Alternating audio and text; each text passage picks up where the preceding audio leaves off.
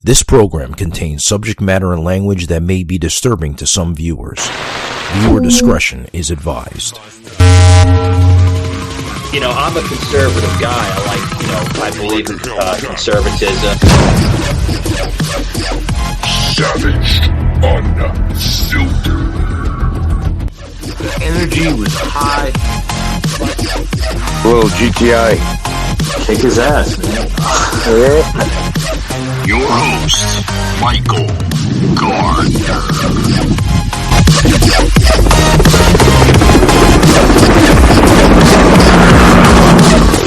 Like a Hellcat. Hey, Dean, how are you doing, sir? Michael, how are you, my friend? Yeah, I'm doing fine. I almost forgot your name there for a minute. You notice how I hesitated? I like that. I think Steen is a good name, man. I'm going to take that. Yeah, you heard the Steen, right? Love it. Yeah. Good. So we can make this work out. Sorry about last time. Things were, I guess, different things bouncing around and everything. And I get it. We all live different crazy world of a life today. So it is what it is. No problem, man. And then I had the deal with my kid. I had to pick him up. He got sick. Uh-oh. But here we are, Michael. We're ready to rock, buddy. We're ready to rock, man. So how's it been, man? I know you've been busy, filming the game day movie. Well, we did game day, and so lately, so now I did a which I can't talk too much about, but I did a part on Winning Time. So I was very excited about that. Been shooting some commercials, a couple TV shows here and there. So, keeping Awesome. busy for an old bastard, man. Keep that shit Awesome. down. Just to let you know, Dean, I do have my co-host that joins me on the show, Sas. Hello, and welcome to Remember God Loves You, and I'll meet you at the finish. He goes by the name of Sas. That's what we call him, Sas, just for short. So just let you know. What's happening, Sauce? How are you, my friend? Good. Dean, what's happening with you? Not too much, man. So what do you do? What do I do? I'm a filmmaker and an actor and a writer and a general pain in the ass, man. He does a lot of line of work, Sas. He's doing a lot of good movies. I know you're doing the now, Dean. I gotta make correction here. That's is that a series on HBO Game Day, or is that an actual movie? Because I'm not familiar with that. Game Day is a movie that I co-wrote and co-produced and was starred in. That is on Tubi and Apple Plus and Plex and Amazon, and I believe Vimeo. Holy shit, man. Got a lot of fucking platforms. The good thing about Tubi and Plex is that those are free if you've got them. It's there. It's been out on Tubi for about a month and a half now. It's doing very well. We're getting some really nice reviews. It's a story about an Italian-American family that gets together on a Sunday to watch the Eagles and the Cowboys play, and all of the dysfunctional stuff that erupts on a day when multi-generations and mixed families come together. It's very much from the heart. I think it's like most people's family, which is, obviously not perfection. Lots of pimples and warts and all kinds of stuff that we got to work our way through with family. And I think that it's definitely from the heart. Honest film shooting from the hip, and we really hope everybody goes out and sees it on Tubi, Plex, all the platforms. Game Day, that's that. The series that I did, which I can't talk too much about, is Winning Time, but that's the one that is on HBO. And okay. Obviously you can't. Yeah, I was like, obviously you can't get too much into it because of contract issues. I get it, sir. We'll just leave it like that. Action. I understand. Other than Game Day and everything else, I want to make sure, like last time we were trying to get you on the show, it sounded like you were going through like a wardrobe fitting. No wardrobe fittings tonight, right, Dean? No wardrobe fittings. Okay. In my comfy white T-shirt and my Levi jacket. So no, I did I did a commercial, a couple commercials last week, which again, 2 NDAs, and I can't say anything about them, man. But no, it's been really good. I've been kept really busy, and have a really nice role in a television show where I play. I can't give it away because I give away the ending if I give it away. But no spoilers, Dean. No spoilers. But unless you're living in the UK or in Germany, you won't see that TV show anyway. That's called X Factor.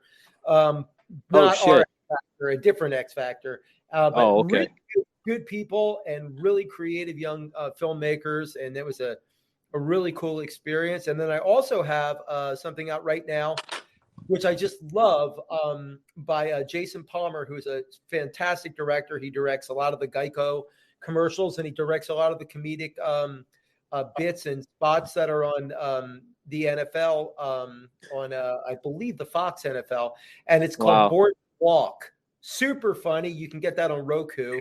Hilarious. He's a terrific director, and I play a douchey father. Typecast. Okay. Typecast again, man.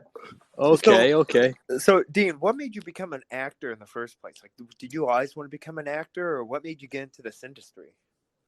Well, it's a kind of a strange story. I was at the time living in Atlanta. I was in high school, and I was playing sports and small but slow, which made me a not great candidate for moving forward into college sports, certainly not pro sports.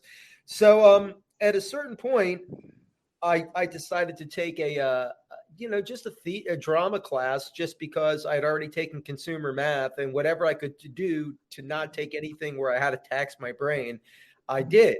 So I took a theater class, and there was this fantastic teacher, Mr. Hildebrand, Tom Hildebrand.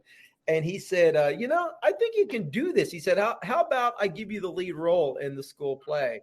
And he said, but you got to commit. And I said, okay. And I did. And it was love at first bite. And I definitely just jumped in from there. And within 2 years, I was on Facts of Life. And there's a place you got to go for learning all you ought to know about the facts of life. The facts of life. When your books are what you're there down the food chain and waiting tables. And then wait a minute. You were actually on the TV series The Facts of Life? I was. Yeah. That's awesome. Yeah, right? Wow. Yeah, I was an embryo when I did that, man. So it was a while ago. It was a minute or two ago. I'm trying to remember which part. Like which character did you play? I played Nancy McKeon's boyfriend in an episode. Oh shit! Now I remember. Yeah. Wow, that's going back years, man. Yeah, and I didn't think she could fix motorcycles because she was a girl. And of course, I got put in my place, as well I should. And so that was cool. And then I did a bunch of different television shows, and went with William Morris, and had a couple of like near hits with some major movies that I ended up getting so close and not getting. But like I said, making a living, not making a living, waiting. Yeah. Literally coaching high school football, playing. Well, that's Hollywood, Dean. I mean, like you win some, you lose some, right? You can only get so many acts and so many roles. Sometimes you get accepted, sometimes you don't. But I noticed through your portfolio, you have worked with some comedy greats. Did you want to get into that? I know there was not a lot, but there was some that you worked alongside with over the years. All kinds of really incredible actors, from Patty Duke to Richard Crenna to Mickey Rourke, John Voight. Wow. I just working on an Adam McKay production, which was just amazing. And yeah, it's been a blessing, man. I mean, I literally have lost track of the many people that I've been lucky enough to work with, and also lucky enough to work with a lot of people who aren't famous but are tremendously talented. When we did Game Day, she is not coming here. She's only going to stay a couple hours. I don't care if she stays a couple of minutes. I don't want her here. Don't start that paranoid. Paranoid? I see the way you look at her when she visits. Savaged, unfiltered. Meet a whole group of people back there in Philadelphia, Pete Stiglione and Val McAdoo, and we're actually getting ready to make another film together. And God, man, it's been a blessing, dude. I mean, I've had a chance to work with just some really, really amazing people, and that's awesome, man. Yeah, I noticed that game day, man. I mean, that's a big one. You know, I've seen the trailer. Looks pretty interesting. You know. Thanks, man. Yeah, you know, dude, I mean, I'm telling you, it is a balls to the wall look at family life. It really isn't about football, as you saw in the thing. Football, yeah. It touches a little bit of football, but it doesn't go too much in depth with it, you know? No, not at all, man. It's definitely about family dynamics, and it's about also being true to yourself. And, you know, man, I mean, look, it's a difficult thing, this game of life. Yeah. Yep. You know, exactly. We all hang in and we do our best. And I don't know about you guys, but I fail miserably quite often. And why is that? Why? Because I'm human, man. I mean, you said I don't know about you guys, but I film horribly. I thought maybe there was some type of I fail horribly sometimes because I think that it's an ongoing deal. I had a really good friend who I coached football with. He was the head coach. I was the defensive coordinator on a team out here in California, Harvard Westlake, pretty decent school. And I remember he used to always say, you know, it's a process, not an event. And I think that's true, Sauce and Michael. I think it is a process, not an event. And I think that, you know, what do they say? What is the journey is the destination? So I think that that's kind of the case with it. And we're always learning and figuring it out. And I think that's kind of what game day is about, is people just trying to piece it together and figure it out, as we all are. So did you decide, so who came up with the title, The Game Day? Was it you or the director? Actually, you know, it's funny. Me and the director actually wrote the script together. Wow. But we did not. Actually, the executive producer, who's another terrific guy, John Paul Rice, very bright guy, incredibly bright guy. He came up with the idea for the title, and I can't remember what the original. I think the original title was going to be Home Game or something to that effect, and he was like Game Day, and I was good on it. I mean, I thought it was a good title, because I do think that Sunday when everybody gets together, there's a lot of games, family games, and emotional games that are being played. So I think that it was a good double entendre, and I'm happy with it. Yeah, there was a Dean. Now there was another label such as this movie. This was going back I think maybe 10 or 15 years ago. Is it like a spin-off to that movie or a remake? Because I know there was another Game Day prior to this movie. No, it was not. And that's the one thing about movie titles, is that maybe it was a series. I thought it was actually a movie, and there is occasionally some confusion about it. I've never seen that movie, but I do know that it is out there. And I do know one thing about that. It's sort of similar to band names. Like, I remember reading that, like, when they came up with the name Nirvana, there was like a whole bunch of bands called Nirvana, and a lot of them, you know, were like, you know, Jack and the Three Jills playing in Des Moines at the Holiday Inn, doing covers of Afternoon Delight, which is not a whole lot what those guys were doing. Right. I thought I seen something with Dwayne The Rock or something like 10 years ago with something Game Day, but maybe I was looking at it wrong. There's a few. There was a Game Day about basketball, and then, you know, I mean, I think it's a fairly commonly used deal. And a lot of times, like with my newer scripts, I've used a little bit more of an esoteric title, because I didn't want people to confuse the two. But we stand by the title. We're happy with it, and certainly had a great experience in Philadelphia shooting it, and the next one we're hoping to shoot in Philadelphia as well. So, hey there. Your favorite NBC and Bravo shows are now streaming on Peacock, and you have Peacock, so... I'm all yours. Okay. Where do you want the rest? The rest? 1, 2, 3, 4. Can I have just a little more? 5, 6, 7, 8, 9, 10. You're welcome. Thank you. Another one? Hey! Busted. Masterpiece. That's fun. You thirsty? They were all dead. Sweet dreams. So, what are we watching? Oh, I don't understand a word you're saying. NBC, Bravo, and so much more.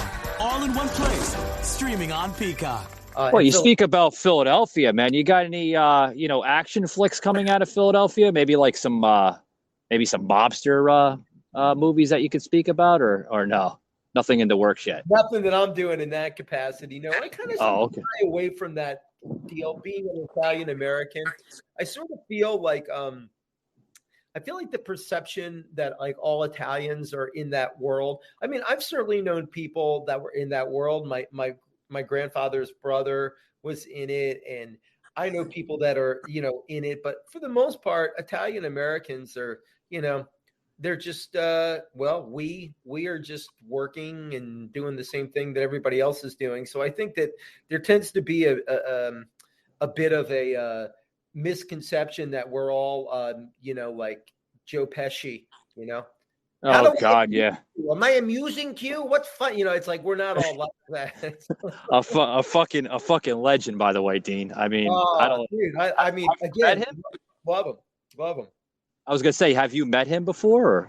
I have not. I've never met Joe Pesci, but I will tell you this: my first wife, her family was super tight and knew him really, really well because they were all from Newark. Yeah, he's from New Jersey. Yeah, he's a Newark guy. And actually, if you've seen Jersey Boys, he's in that. He was like one of the guys that was trying to get the Four Seasons. He was actually their manager for a while. And my father-in-law, who has passed away, a beautiful guy and an incredible musician. My ex-father, well, still my father-in-law, my ex-wife's father. And you gotta put him in the family somewhere or another, right, Dean? He's in there. I'll tell you, he's a great guy, and he was a great guy and super talented guy. And he knew Pesci very well, and Frankie Valli as well. And to go back to it, Joe Pesci is a kick-ass guitar player, man, and very much a very artistic guy.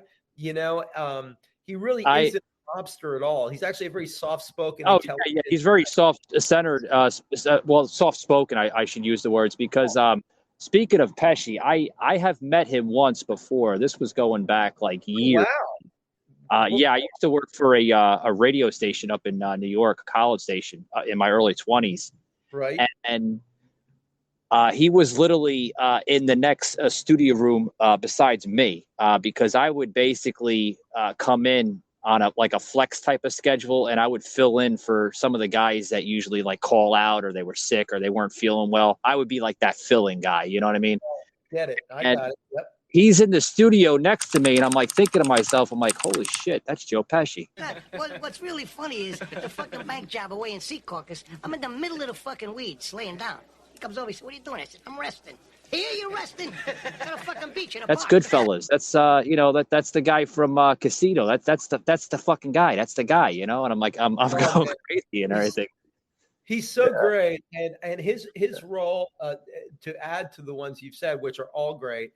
I mean, then he does something that's very light fare, like My Cousin Vinny, which he's so funny and great in. And then he turns around and just does a tour de force performance in Raging Bull, and he's so good in that, and so heavy, and so God, man, and so many of those funny lines. It's just like him. Those are improv Joe Pesci lines, man. Like when De Niro as Jake LaMotta calls him after they've had their falling out, and he keeps calling him but won't talk to him on the phone, like he doesn't want him to know that he's calling. Yes, the meltdown on the phone, and he's like, "Your mother sucks big fucking donkey dicks," and I was like almost lost it. Yeah, and that's his line, man, which is just like. So amazing that he came up with so much of that stuff. And, so tell us a little bit more about, your movie career, man. I mean, obviously you've been doing this for a long time. I mean, any type of roles that you were maybe your favorite, or some of the roles that maybe weren't your favorite, and you were kind of like, what the fuck was I thinking?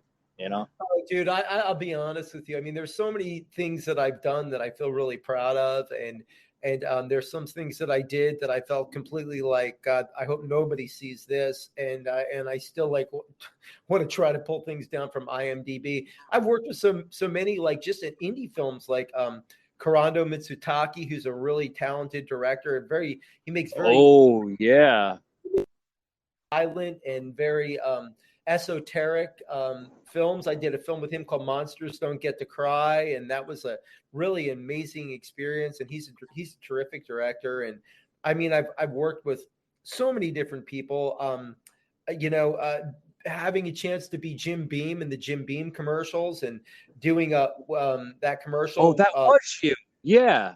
Yeah. No, that was an amazing experience. The cinematographer was Hoyt van Hoytema, who does all of Christopher Nolan stuff, and he's one of the most brilliant people. And Michael Gondry, who I did a commercial with, who's just amazing. He did The Spotless Mind, the one with Jim Carrey, and I've done everything from NYPD Blue to I thought I seen you in a couple of episodes of NYPD Blue. Yeah. So I did towards like the middle of the season of NYPD Blue, right?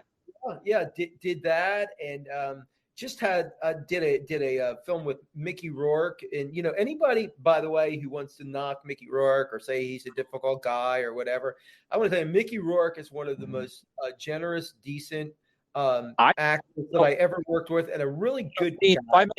If I may step in, man, he was phenomenal in the very first Expendables movie when he was with Stallone and all the other guys there. I thought that role was fine. It was a small little role. He's in the garage. He's leaning over on the bike, tattooing Stallone. And he was saying, would you ever imagine going back to, your former self and rewriting your former self? I would, in a fucking heartbeat, he says. the chemistry he had on screen with Stallone, and even that real, demeanor coming out of him, I was like, holy shit, Mickey Rourke, man, still has it. Yeah, he's a great dude, man. He's a really good guy, and he really carries a lot of soul and a lot of weight. And I got to actually I had a decent role in a movie called Exit in Red, where he played a psychiatrist that got sort of framed for murder, and I was a kind of a douchey cop, and we were after him, and we had a few scenes together, and I really, man, what a treat to be able to work with him. And John Voight too, another total master. I know John Voight gets in a lot of there's a lot of, I don't know, not controversy, but certainly he's a conservative, and he's very open about his conservative beliefs. And a lot of people really come down on him. Me, myself, I am not a conservative. I'm a left person, actually, but I don't believe in either party. So I'm off of the okay. grid. You're off the grid. Oh boy. Yeah, I'm not a Democrat or a Republican. I'm an independent, and so for me, I really don't care what a person's political proclivity is or how they feel towards things, as long as they're not like bigots. They don't want to ruin our ecology, and they're trying to do some sort of peace. I'm okay. Yeah, I definitely, I agree with you to an extent. I mean, I'm just going to let you know, I'm a conservative. I believe in, traditional values of this country and everything. But I mean, I just. Michael Gardner, uncut, raw. I hate to see where our country's going to go in the next 10 years because it's on a fucking dividing scale right now. But, that's what it is, I hate that, Michael, and I would love to just talk to you for an hour about that, because my viewpoint really is, I think the whole notion of two parties is such a ridiculous notion. Oh, we're getting to that point right now, Dean, where I think the American people are starting to understand, where our government is going. I mean, literally, they're acting like 5-year-old kids, man, like going back to our kindergarten selves. Like, he gets the blue ball, he got the red ball. I want one. Shut the fuck up. Guys, like, are you guys grown ass men and women, or are you 5, 6-year-old children? You know? Michael, it's so true, man. It's absolutely. And I just want to let you know, Sas had to depart because he has a Sas is heavily involved with the Wisconsin Republican Committee. Summer's here, and with a new Toyota, you can make the most out of summer with all your friends. Most of my friends happen to be four-legged. Your summer starts here, but it all ends June 3rd. Toyota, let's go places. Dealer inventory may vary. See your participating Toyota dealer for details. Committee there up in Madison, Wisconsin. So he had to text me like literally right now. He's like, "Man, I'm sorry, dude. I gotta get off." I'm like, "I understand. Thank you for coming in and everything." But we had to get off because of the political things I said. Well, he speaks at a lot of town hall type of meetings and Republican committee speeches and stuff. Yeah, he's a young kid. He's only like 24 years old, but I mean he's fucking heavily involved in this, And I'm like, man, I wish I had more time. That's a funny thing, man. I hope I didn't scare him away or chase him away. No. Like I had a guest one day, and I said the same thing, to a guest, and we were like talking like politics, like 101 on the show, and like the way Sas was getting into it, he was like, "Are you like going to run for fucking president or something in the next 30 years?" Well, hey, man, I love that. I love that kind of passion, and good for him for having the commitment. For me, basically, I just believe that there's, look, it's a difficult situation to talk about. All I can say is the way I vote is if you come in, you're telling the truth. I think you care about this country. I think you care about people in general. I think you're trying to do something. And I think that you care. I don't care if you're a Republican, a Democrat, or from Mars. You'll get my vote. I'll vote for the person. Sure. Yeah. Yeah. Woman comes along and says, I feel this and I'm backing it with this and this is where I'm coming from. I don't care what she is. It doesn't matter to me. Well, since we're on the political label here, would you ever consider of going for a role on a political scale? Like, would you do a political movie? Oh, I would love to do a political movie. I actually, for a big chunk of my life, really would have liked to have been in politics and probably would still consider doing it, except that my wife, who I adore, she doesn't favor it, huh? She she supports every and anything that I do artistically in my life, but she really has asked me, please don't ever do it. But honestly, I would love to sit down with Sauce and talk to him about stuff because honestly, I look at, I feel like my political views are so much like every American's political view, where we have so much of a mixture of both parties. Look at it this way. How can I put this in a simple term? It's like this. If, Michael, you walked into a restaurant and you sat down and they brought you a menu and you opened up the menu and the menu had two things on it, steak and spaghetti, and you didn't eat red meat, and tomato sauce upset your stomach, what would you do? Well, that's where we are today. If you like steak, you can go here. If you like spaghetti, you can go there. But it's so fucking divided now, Dean. It really is. I mean, of course. How could it not be? How could it not be divided, Michael? I mean, when you really stop and think about it, how can we take any of us who are human beings with children and wives and husbands and lives and jobs and sit there and try to delineate all our beliefs into one tube or another? This is embarrassing. And say, I'm one of these two things. None of us are one of those two things. And that's why I think that it's a very difficult system. Not democracy. I love democracy. Not our country. I love our country. But this two-party thing, look, there's nothing in the Constitution that says that we should have a two-party system. Nothing. Oh, no. What wasn't designed that way, Dean? I mean, look at the country 200 years ago versus now. I mean, everybody then was more united than they are now. I think the way that our country is now is due to the fact that the media has a lot of influence in, hyping up like political parties and, political topics and everything. And, CNN, Don Lemon on CNN can say something and everybody's on fucking board with it. Like, they're on a fucking rainbow fucking trail with it. Like, oh, yeah, let's do it. You know, the thing that really cracks me up about that is that, I look at CNN the same way that I look at Fox, where I really believe that when you're looking at news that has an agenda, that's not news. I grew up in the era. I was like, sucking on a pacifier, but I do kind of remember it, and I certainly remember it. I remember references in the way that when news was post Walter Cronkite, and the point of the news was to tell people what's going on and let them make their own mind up about it. I really feel like that's what news is supposed to do. It's not supposed to say I'm leaning to progressives. I'm leaning to conservatives. I'm trying to get somebody elected. All those things are dicey. And the other thing I'll say is that we live in a world where special interests they make a big difference, and you've got a lot of companies that are backing both candidates. Sure. Put equal money into both candidates. Well, what does that tell you right there? Like, it tells you all you need to know about the way that the system is. Not knocking democracy, not knocking America, not knocking the American people, because I love all those things, and I'm a proud American, man. Proud American. Yeah. You and I both. I mean, I couldn't agree more, and I that's kind of why I stepped away from video podcasting for a while. Not that I don't like doing it, but I got tired of the shadow banning and, Facebook and Insta crap. That's what I call them. They love to censor, and they love to play the glitch shit, in your audio software, whatever broadcasting you use. They love doing that, when they manipulate it.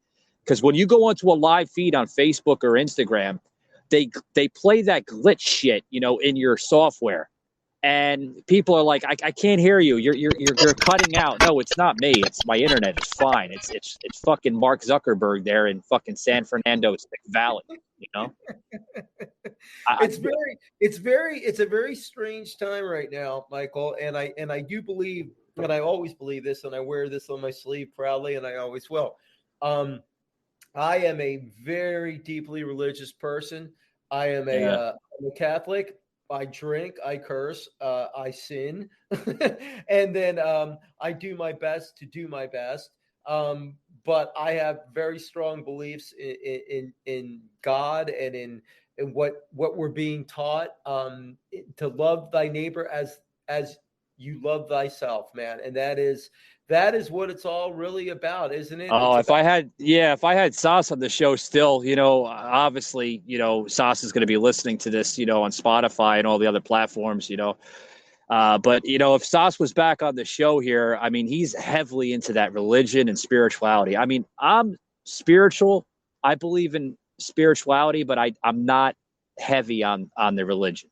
I'm not a religious type of guy. I don't go to church or nothing like that, but I do believe in a higher power, of course. But I don't think that you have to, or that you should, and I don't think that Jesus felt that either. I think that the reality of it is, if Jesus came today, they would hang him higher. They would crucify him more, because basically he came out and said, "Don't follow leaders, watch the parking meters," like Bob Dylan said. It was like, I think Bell, Passion of Christ.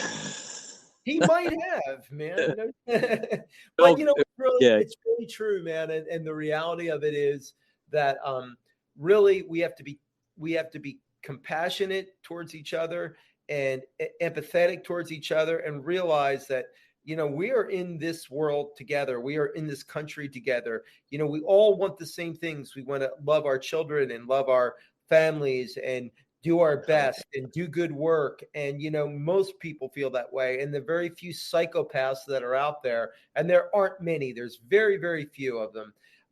Most of the world and the country is made up of people like you and me that just want good for other people and want to do their best and just want to make a living and have a life, man. See, this is how we should talk. We should talk like this. We should have a healthy conversation to an extent. We're not always going to agree with one another. I completely understand that.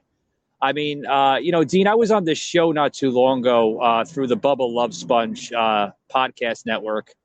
And this washed up goon, he's a washed up goon. And I had the conversation with him, and he's like, Michael, like, what's your insight on politics? I'm like, I don't think we should go there, buddy. Okay. And he's like, no, like, do you think that Biden should put up landmines on the southern border and we won't have a problem with immigrants because we can blow them up? I'm like, what? No, I do have a heart, man. And I'm, I got Mackenzie right next to me, the producer of the show, and she's like singling to me, and she's like, Mike, like, don't go there. I'm like looking right at her. I'm like, the body language coming out of my mouth, I'm speaking like really, really low where this idiot couldn't hear me, and she's like passing notes to me saying, oh yeah, he's like literally levying you into his trap. His producer and the editors there are trying to like levy you into that talking point. I was like, oh yeah, I know. All talk radio show personalities or hosts do the same thing. It's it's nothing new. I've been in this business for over 20 years. I know how they do it. They do it for hype. Of course, because you're always trying to grab something that somebody says, whether it's you and I, or it's something that The Rock says, or it's something that Paul McCartney says, or it doesn't matter if you're at our level or at their level. I mean, don't get me wrong, Dean. I mean, I've been watching these guys for years. I mean, I grew up watching Bubba Love when I was in high school, and then through Howard Stern show, I used to watch all that. But then, it got too much, and I was like, all right, well, the fame is going to the head, and obviously that sometimes happens. I get it, Yeah, unfortunately, that's the truth. Life has always managed to humble me enough that it doesn't go there, that I don't get to that point. But I was going to say, I could tell you something. Oh, hold that thought. I was going to say, I could tell you the most humble actor I had the opportunity to meet so far would happen to be Adam Sandler. I think he is the most humblest actor in Hollywood right now. I think he is just such a quality, awesome human being. I just love that guy. First of all, I think he's funny as hell. I think he's super smart the way he's worked his career. He's a guy that I would love to meet and work with. I mean, honestly, I just think he's terrific, man. And I couldn't agree with you more. Savaged, unfiltered. Super humble in a real way, not in a washed up fake way. And I think he's super cool, man. I'll tell you, Michael, we live in this world right now that lacks tolerance, lacks compassion, and the people don't. The people are still the same as they've ever been. We just need an opportunity and a place where we can be compassionate and understanding of each other. My grandfather was a union organizer and not a left-wing person in the terms of, like, say, somebody like Bernie Sanders or somebody in like AOC. He was like a Hubert Humphrey guy. He was like in that John Kennedy world, and that's where he lived. And, I have friends that I went to high school with. I went to high school in Georgia. One of my best friends, absolute best friends, Jim Darling, who's a doctor and successful doctor. He stood on the platform when Trump got, sworn in. Yeah. And you know what? I'm not a Trump fan, but in the same respect, I love my friend Jim. I love his mind. I love him. He's a great dude. And you know what? If that's how he feels, that's his trip. That's his thing. You mentioned Atlanta. I used to live in Atlanta prior to. Yeah, I live in Florida now. I live in Orlando, but I was living in Atlanta for like 3 years. Whereabouts did you live? Because I used to live in. Are you familiar with Decatur? Oh yeah, dude, totally. I went to high school in Marietta. I lived in. Okay, shit, yeah. I went to Walton High School. And I still have so many super good friends from Walton High School that I still talk to all the time. And I have an agent in Atlanta, and I'm hoping to do some work down there. And it's turned into a mini Hollywood. They say that Atlanta is like literally the new Hollywood of the 21st century. Oh yeah, absolutely. John Paul Rice, our executive producer on Game Day, and Edgar Bravo, our director and my co-writer on it. They live in Atlanta. and they're down there, and they really love it. I mean, Atlanta's cool, man. I mean, It's nice. Yeah, you just don't go to South Atlanta. That's yeah. Yeah. I call it the mini Queens of New York. I mean, it resembles it so much, you know. You know, when I was in high school, my senior year of high school, I was like, and I was one of those guys that was like, I was bigger than I was younger, and then as I got older, everybody got bigger than me. So for sports, football was like something that, like, by the time I was a senior in high school, there was no way it was going to happen. So I took up boxing, and I was boxing down, you know, in downtown, you know, Atlanta, MLK down there, man. And it was like, Martin Luther King Drive. Yeah, man. And I just had the greatest time of my life going down there and doing it. And I love Atlanta. I can't stand the Braves. I'm a Phillies fan because I'm from Philly, so I can't stand the Braves. And I'm not big on the Hawks either because I'm all Philadelphia sports. I love. Yeah, I'm a Boston Red Sox fan, and I'm a New England Patriot fan. So. Wow, interesting. Have you not to plug another? But hold on. But I'm from New York, so get that right. Yeah, you know, I think New England has a certain thing to it where I lived up there for a while. I lived in New Hampshire. I lived in this Amherst, New Hampshire, not Amherst, Massachusetts, but right over the border. There's Lowell, and then there's Nashua, and then Amherst is a little tiny town right near Nashua in New Hampshire. And I loved New England, loved living there. Did not love the teams because I was a Flyer fan, so all the Bruin fans hated me, and I was in Sixers fans, so the Celtics fans hated.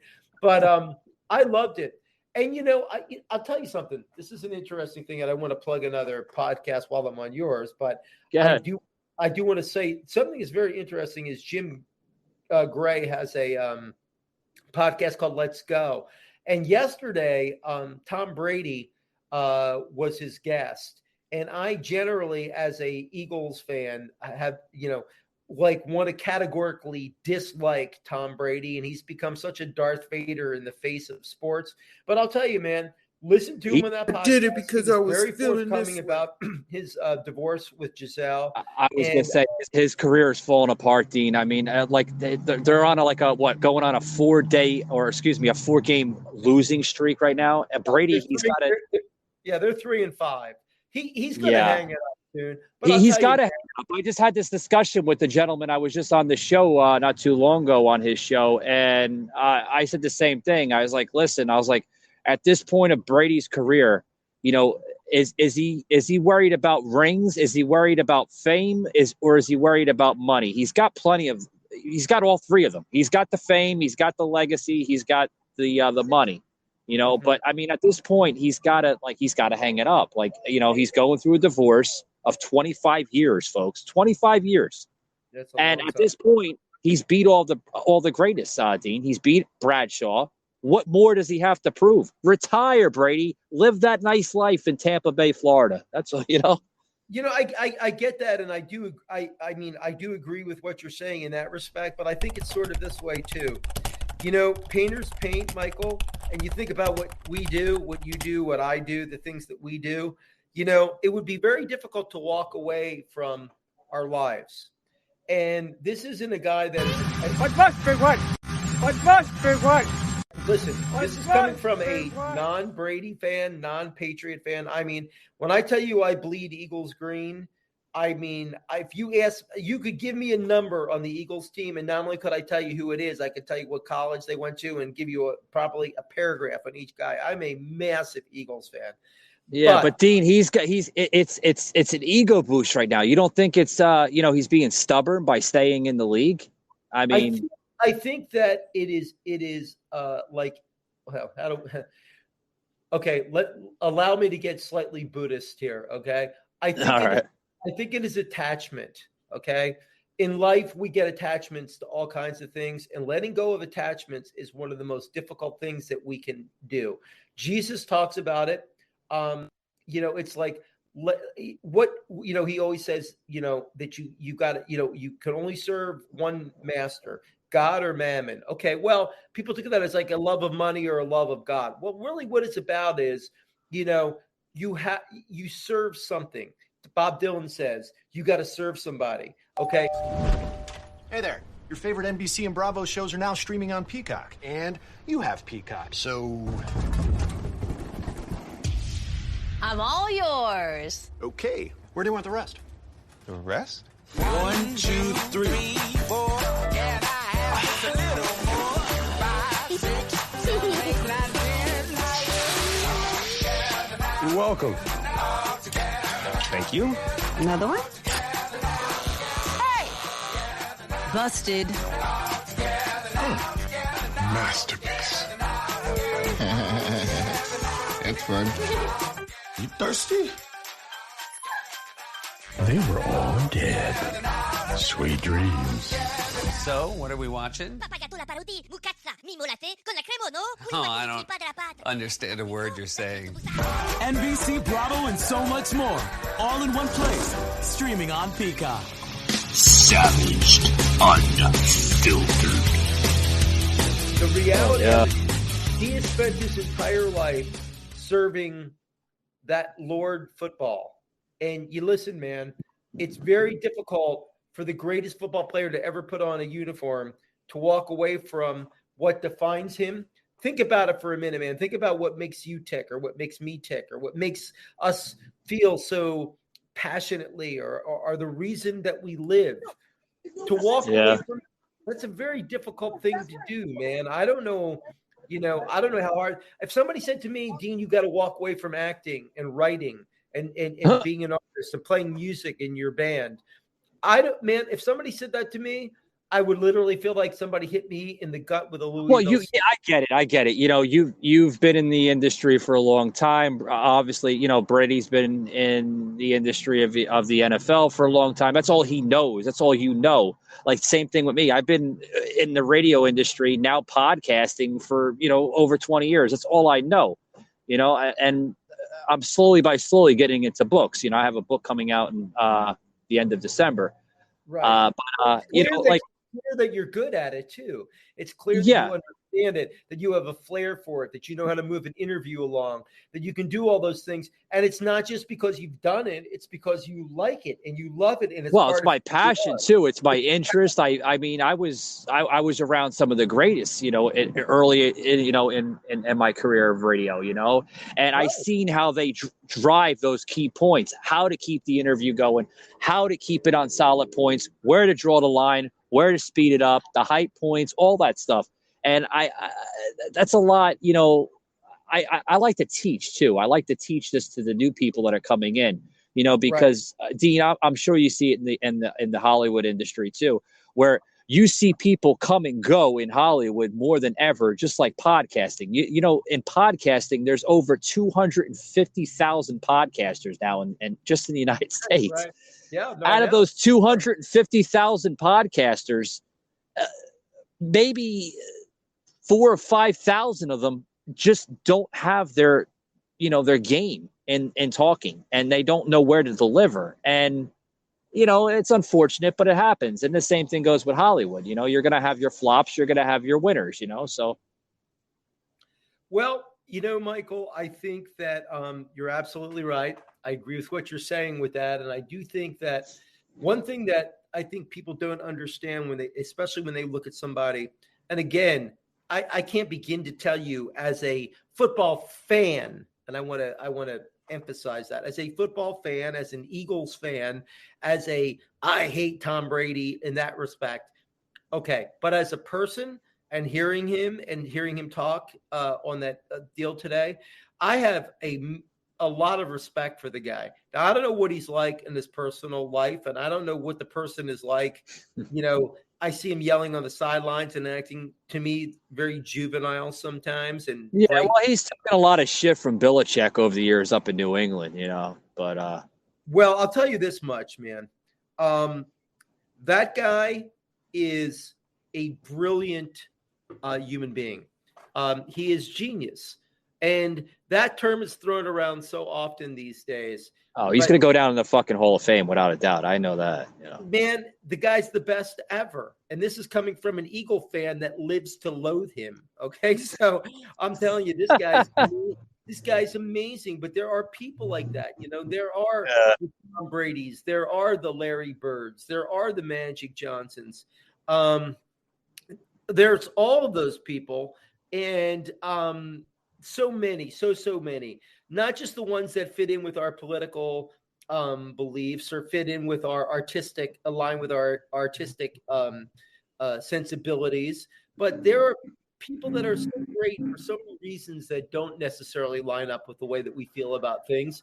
And I think that's an unfortunate aspect. And that's what I'm very much afraid of for my sons. You know, I have sons that are from 37 down to 15. You know, I was a young dad, and there's pluses and negatives, you know, about that. In that, you know, especially my oldest son had a teenager father, and you know, that definitely is difficult on kids sometimes. But I'll tell you this much: with my three sons, I try to tell them, try to see all the sides of situations, because we miss so much. You know, we miss so much greatness. We miss so much insight. We miss so much moments to learn by people, because they don't fit in with our political beliefs, or they don't fit in with our religious beliefs, or they don't belong to our ethnocentristic tribe of people. So that, you know, like, there's so many great people who are Russian. There are great people who are Chinese. There are great people who are Indian. There are great people who are a million different nationalities from all walks of life. Absolutely, and all types of people and all genders. You know, and we so much, unfortunately, in this world are taught to. It's so funny, Michael. I really find that I think commercials go out of their way to show diversity, because they're hiding what is really, in truth, a very non-diverse mentality. And they look at diversity as a chance to capitalize and make money on demographics. But the reality of it is that I think that a lot of times this drives. And there's so much money going in those commercials too, like with the political. Oh God, it's just. And some great people doing the commercials. I've had some really great shoots, and I've really noticed that a lot of the people I've rarely met anybody in any commercial that I thought, well, this is not a good person, or these aren't good people. You know, it's a pressure. It's a pressure to sell. It's a pressure to reach. It's an art to reach whatever demographics that you can reach and what you can do. And the reality is that we're all in this world, whether we're in the NFL or we're in on CBS, or we're trying to sell what some client has hired us to shoot a commercial for. It's a very, very difficult, thin line that we walk. And I just hope that everybody is more tolerant and loving towards each other, and realizes that it takes all kinds of people in this world to make this world run correctly. Well, well said, Dean. I mean, I'm just listening to you from the beginning of the show to the end. I mean, from movies to sports to politics, I think we covered it all tonight. Well, I sure enjoyed talking to you, Michael. You're a thoughtful guy, and you can your heart comes through, man. You can hear that you're a good-hearted, decent human being, and a very bright one too. So I sure enjoy talking to you, man. I appreciate it. Yeah. I want to say again, please, everybody, you know, we have such a low budget on marketing for game day, but man, we put all our heart and soul into it. And please, if you folks are out there, please go check out game day on Tubi, on Plex, on Apple Plus, on Amazon. I really think you'll find so much of your own families in there. We're all doing our best, and I really think it's an important movie for people to see. And I just can't thank you and Sauce enough as well for having me on and letting me not just talk about our movie Game Day, but just having a great conversation with you. Michael, I enjoyed it wholeheartedly, man. Well, I enjoyed it too, guys. You just heard the actor of Game Day, Mr. Dean Simone, on the show Savage Unfiltered. Dean, you have a good rest of your day, and thank you for being part of the show, man. You too, pal. God bless you, man. We'll talk soon. All right, buddy.